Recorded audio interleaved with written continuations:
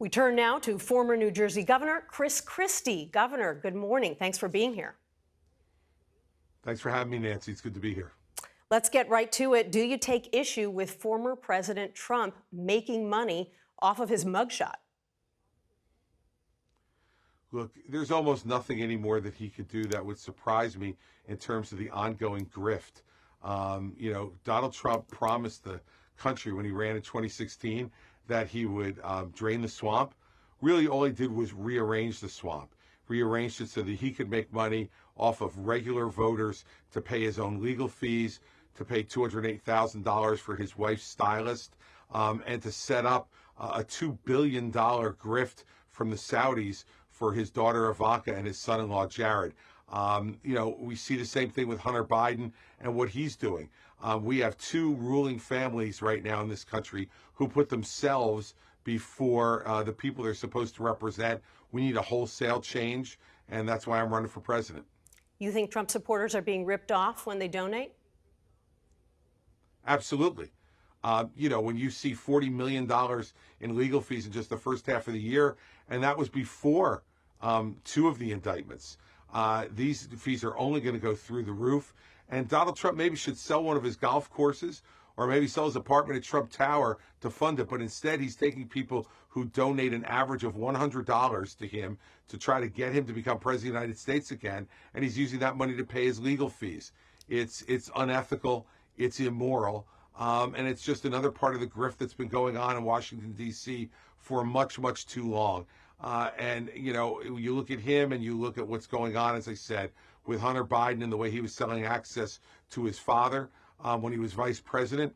I think that we should be tired of both of those acts. And I will tell you this, when I'm elected president, no one from the Christie family is going to be making money off of my presidency. If you can't run your own families and keep them in line that way, you hardly could be president of the United States. Got it. We'll hold you to that. You said at the debate, and it got a lot of attention, that candidates need to stop normalizing Trump's conduct. But you stood by him after he was accused of rape, after he praised Vladimir Putin repeatedly, after he was impeached. Didn't you normalize his conduct for a long time as well?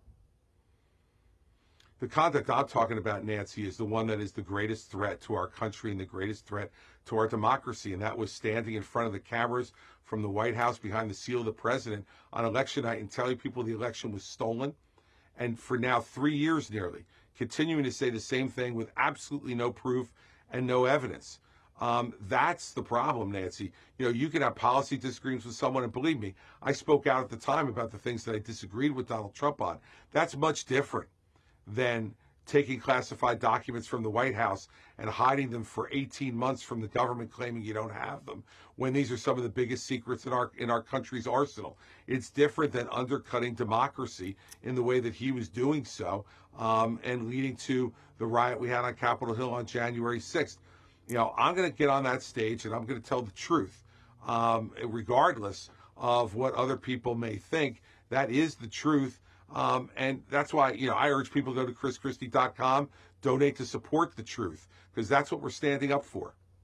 One of Trump's 18 co-defendants in Fulton County is his former chief of staff, Mark Meadows, who you know. And he's going to be in court tomorrow arguing that his charges should be moved to federal court because the conduct in question happened when he was serving in the federal government. You are a former federal prosecutor. What do you think of that argument? He's got an argument to make, Nancy. There's no doubt that under the statutes there's an argument to make.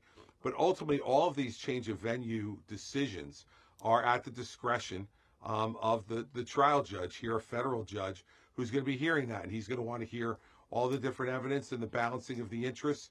And these venue decisions are made on that basis. So is there an argument to be made? There's definitely an argument to be made about switching venue to federal court. But in the end, it really won't change matters all that much, except that the trial won't be televised. It still has to be governed under the state laws of Atlanta. The only thing that will be different are some of the procedural things that lawyers care about. But in the end, all of the charges must remain the same.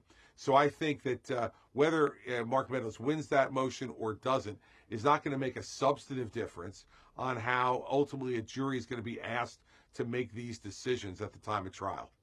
I want to move to an issue that a lot of Republican voters in particular care about, which is immigration. On the debate stage, a couple of your opponents seem to suggest that they would send troops into Mexico to fight the drug cartels. Governor DeSantis said he would deploy U.S. Special Forces. Do you think that that is a viable solution to the fentanyl crisis? Wouldn't Mexico view that as an act of war? I think they would. And look, I see it also as an act of war by China to be sending the precursor chemicals to these Mexican drug cartels in order to make the fentanyl that they're sending up into the country. Look, I think there are ways to get this done. I think we have to use our intelligence assets. We have to be much tougher and stronger at the border to prevent people from coming through. Finish the wall that Donald Trump never finished, only built 52 miles of in 4 years. We need to make sure that we put National Guard at the border to stop those folks from coming across the border with fentanyl. I think the invasion of Mexico issue is one that sounds good on a debate stage, but I think if any of them tried to implement that part of it as president, they would find it's much more complicated than they're making it sound. Wouldn't it be illegal to have the National Guard serving in a law enforcement capacity at the border? No, Nancy, look, I think that what we're doing is protecting the border. They would be working with Customs and Border Patrol folks hand in hand. They can effectuate the arrests, but you obviously need greater force there to prevent them from coming over the border in the first place. And so it's a combination of the two of them. Customs and Border Patrol would still be the law enforcement agency, but they need backup. They need help. And they're not getting that right now from the Biden administration. And that's what you're seeing. And if the Trump administration had kept their promise and had finished the wall, this would be a lot easier as well. But once again, Donald Trump told you he was going to give you a wall. He gave you 52 miles of one. This is absolutely another failure of his. The same way he said he was going to repeal and replace Obamacare, and it's still there even though he had a Republican Congress. The same way he said he was going to balance the budget in 4 years, and he added $6.5 trillion to the national debt. There's a littering of broken promises on the road of the Trump administration and that presidency, and we need someone who can get results.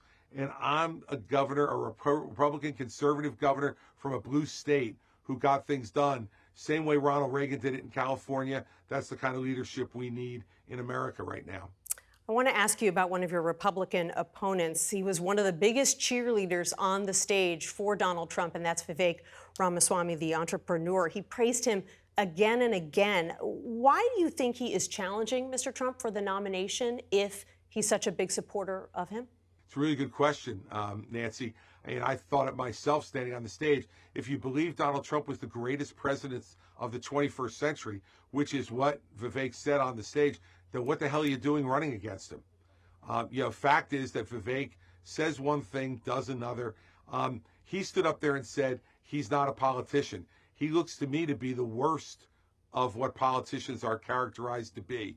Someone who says one thing, does another, and then when you call him, like I did, on the negative things he said about Donald Trump on January 6th in his book, he said he didn't say it, and you see any number of people in the analysis afterwards say he absolutely said it, and pulling those excerpts directly from the book. Look, I don't try to change what I say. I say what I believe, and I tell the truth. And maybe some of the other folks should try to do exactly the same thing. I think the most lasting moment of the debate from Wednesday night, Nancy, is when you had 6 of the 8 candidates on that stage raise their hand and say they would support a convicted felon for President of the United States. I think our standards should be higher. I think the President of the United States should be a role model for our children and grandchildren. And that's exactly the kind of president I would be. No question, that was a memorable moment, and I'm sure it'll be discussed at the next debate coming up in California. Former New Jersey Governor Christie, thanks so much for joining us today. Thanks for having me, Nancy. Have a good Sunday.